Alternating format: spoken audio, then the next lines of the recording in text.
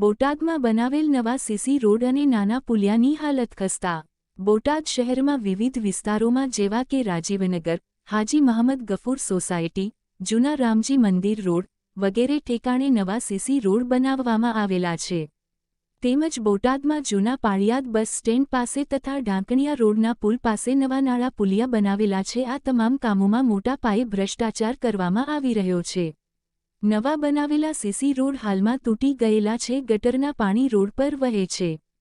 તેમજ જે કામો થયેલ છે તે તદ્દન નબળા પ્રકારના કરવામાં આવેલ છે। આ અંગે બોટાદ કોંગ્રેસ સમિતિના ઓબીસી પ્રમુખ સિકંદરભાઈ જોખિયાએ કલેક્ટરને રજૂઆત કરેલ છે। તેમજ વધુમાં જણાવેલ છે કે કરોડો રૂપિયાના જે કામો બોટાદ ખાતે કરવામાં આવેલ છે તેમાં મોટા પાયે ભ્રષ્ટાચાર કરવામાં આવેલ છે। તેમજ લોકોના પરસેવાની કમાણીના ટેક્સના નાણાંનો વ્યય કરવામાં આવેલ છે। આ અંગે તટસ્થ અધિકારી નિમી સ્થળ તપાસ કરાવી આવા નબળા કામ કરનાર કોન્ટ્રાક્ટરો સામે કાર્યવાહી કરવા તેમજ આ નબળા કામને મંજૂર કરનાર અધિકારીઓ સામે કડકમાં કડક પગલાં ભરવા તથા આવા નબળા કામ કરતા કોન્ટ્રાક્ટરોને બ્લેક લિસ્ટ કરવા રજૂઆત કરવામાં આવેલી છે। હવે જોવું રહ્યું કે જિલ્લા વહીવટી તંત્ર દ્વારા કોઈ નક્કર કામગીરી કરવામાં આવે છે કે કેમ। Rajesh Shah, R news, Botad. આપનો પરિચય? મારું નામ સિકંદર જોખિયા, બોટાદ શહેર કોંગ્રેસ બક્ષીપંચ પ્રમુખ। આજે કોઈ કલેક્ટર સાહેબને તમે અરજી આપી છે કે બોટાદ શહેરમાં રોડ અને નાળાના કામ નબળા થયા છે, શું કહેશો એ વિશે?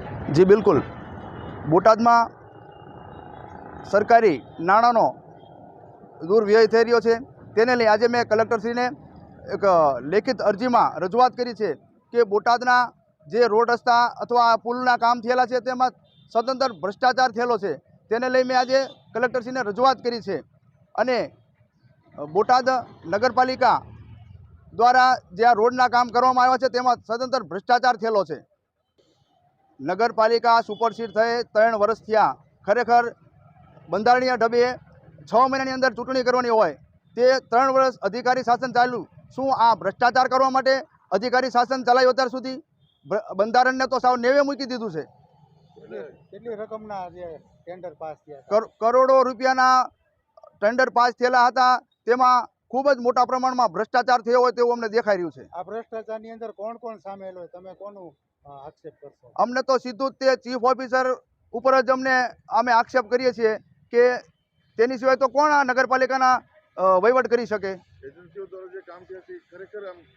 તમે જોઈ રહ્યો, તમારી સામે 15 દિવસ આ પુલ નથી થયા। 15 દિવસમાં તમે તરડા જુઓ, આ રોડ તૂટવા પણ લાગ્યો। કેટલો ભ્રષ્ટાચાર થયો છે આની અંદર। સીસીટીવી રોડ છે, સીસી બનાવ્યા છે, સીસી રોડની પૈસા કેવી? સીસી રોડ તમે જુઓ, રાજીવનગર, મહમદનગર અને અન્ય તમે બોટાદના જ્યાં જ્યાં રોડ બન્યા ત્યાં તમે તપાસ કરો અને જોઈ લો કઈ રીતની સ્થિતિ છે। અને અહીંયા તમે જુઓ, પાછળ દવાખાનું આવેલું છે, ત્યાં હજી 15 દિવસ થયા, ત્યાં રોડ બનતો હોય ત્યારે એ રોડની લાઈન લેવાની હોય અને અત્યારે તેમણે ખોદીને લાઈન લીધી તો રોડના પૈસા તો વ્યર્થ ગયા ને। અમારા ટેક્સના પૈસા છે આ। અમે તપાસની માંગ કરી છે, વિજિલન્સ તપાસ પણ માંગી છે અને યોગ્ય તપાસ કરી અને જે કંઈ આમાં કસૂરવાર હોય તેની પર કડકમાં કડક કાર્યવાહી થવી જોઈએ તેવી અમારી માંગ છે। તમારું નામ શું? બાપભાઈ। અચ્છા, તમારા કયા વિસ્તારનો પ્રશ્ન છે અને શું પ્રશ્ન છે? હનુમાન ગેટ દરવાજા અંદર જૂના રામજી મંદિર રોડ, ત્યાં નગરપાલિકાવાળાએ ખોદ્યું હતું, ગટર નાખવાળાએ, જીસીબી વાળાએ ખોદ્યું, ધૂળ ન નાખી, એ હાથે નાખી તો અત્યારે એવું છે। હવે અહીંયા હલાતું નથી, કોઈક મરી ગયું ઠાઠડી લઈને જવું જ નથી જવાતું। અને લારી લઈને નીકળ્યા, શું થયું? ત્યાં રેકડી ઊંધી પડી, રોડ તૂટી ગયું। ત્યાં કોઈ નગરપાલિકાવાળા જવાબ દેતા નથી। તમારી શું માંગ છે? એ હરખું કરી નાખે એમ, કારણ કે રોડ બનાવતા નથી। તમે અહીંયા જુઓ, ભાજપ પાસે બોર્ડ લખાવ્યું મેં, પછી અહીંયા હરખી ધૂળ લખાવી તો ત્યાં હરખું નથી અને પાણી તો એકલું હાલ્યું જ જાય। આપનું નામ? અજીતભાઈ ગિલાણી। આ કયો એરિયા છે? પાળિયાદ રોડ, નાનું બસ સ્ટેન્ડ। આનો શું સુવિધા અને શું પ્રશ્ન છે તમારો? આનો પ્રશ્ન એ છે કે જે આ પુલ નવો બનાવ્યો ને એની માટે પાણી જે વરસાદનું આવે ને એને જવાની કોઈ પણ જાતની વ્યવસ્થા નથી કરી રાખી। એને ચોમાસામાં પાણી ભરાઈ શોપિંગમાં સીધું કરી જાય છે। કોઈ પણ જાતનો પ્લાન નથી લીધો, ડાયરેક્ટ પુલ બનાવી જ નાખ્યો સીધો। આ રોડ ઉપર કેટલા પુલ બનેલા છે? આ રોડ ઉપર 2 પુલ બન્યા છે, ગાણીકોટ ને ગોલીકોર। હવે એની કોઈ તો આપણી દુકાન નથી, પણ અહીંયા આપણી દુકાન છે એટલે કહી શકીએ કે અહીંયા પાણીની વ્યવસ્થા નથી થાય એવી. પાણી સીધું દુકાનમાં કરી જાય. હવે સુધારો અમને પાણી જવાની કંઈક શક્યતા કરી દેવી પડે. ભાઈ ચોમાસાનું પાણી આવે ક્યાંથી જાય, ક્યાં કઈ રીતે જાય એ બધું એને વ્યવસ્થા કરી દેવી પડે. જયંતિભાઈ રાવાનું છે. આ કયો એરિયા છે? જૂના રામજી મંદિર રોડ. અચ્છા, આનો પ્રશ્ન શું છે કે ગટર ખોદ્યા પછી પુરાણી નથી, હા, રોડ રોડ નથી નથી થયા. તો શું હકીકત છે આની? કેટલો સમયથી આ તમારે વરસ ઉપર તો ખરું, 1 વર્ષ ઉપર.